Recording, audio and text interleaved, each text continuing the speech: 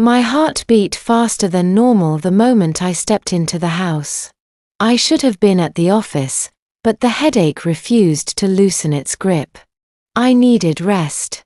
I walked into an atmosphere that was too quiet. Then I heard faint sounds, moans.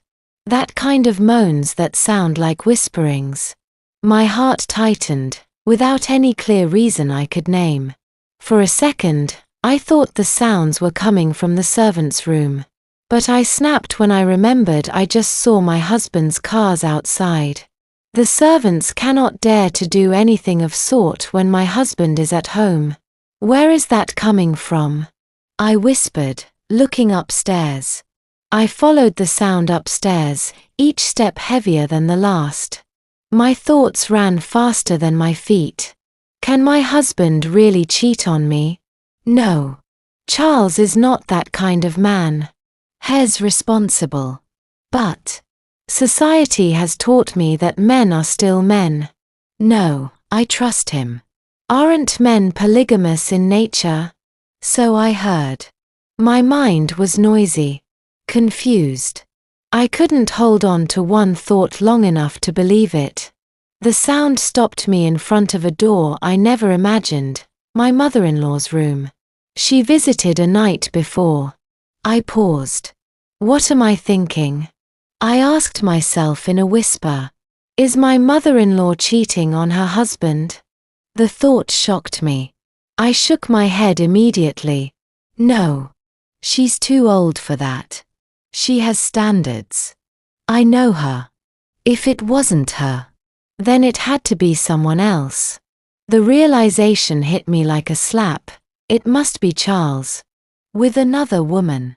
I wasn't expecting Charles to be the one, yet it could never be my mother-in-law. Definitely not her. Without a second thought, I pushed the door open like a tiger ready to devour a prey. What I saw broke something in me. I gasped, my breath tearing through my chest. I wished the ground would open up. I wished time could rewind, but it stood there raw and undeniable. My husband. And his mother. What? I screamed. Abomination. My hands flew to my mouth, shut. My eye opened wider.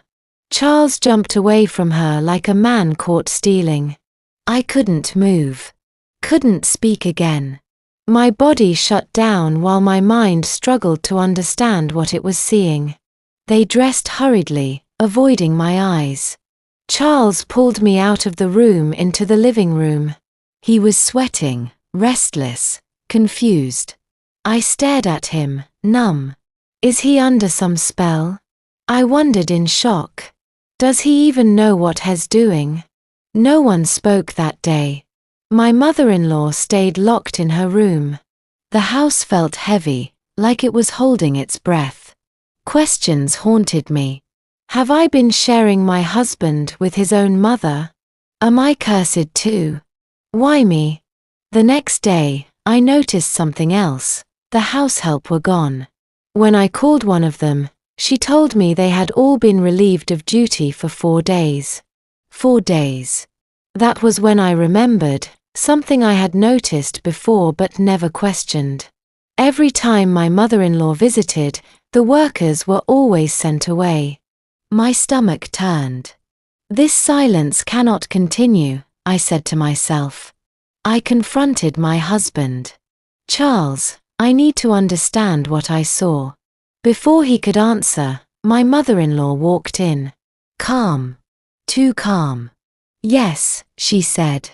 You deserve to know. We sat in the living room. They exchanged uneasy glances, struggling on how to begin. Then she spoke. She told me about how they've suffered. How they had lived in abject poverty. The kind that strips people of dignity. How they once had nothing. How desperation led them to a ritualist who promised to rewrite their destiny. The condition was simple and unbelievable. Her son must sleep with her for 4 days, every 4 months at a specific time. The intimacy must be like that of 2 lovers. No excuses. Then, concoctions were prepared for them to drink and eat. She said it was unbearable at first. But money came. Influence followed. Respect arrived.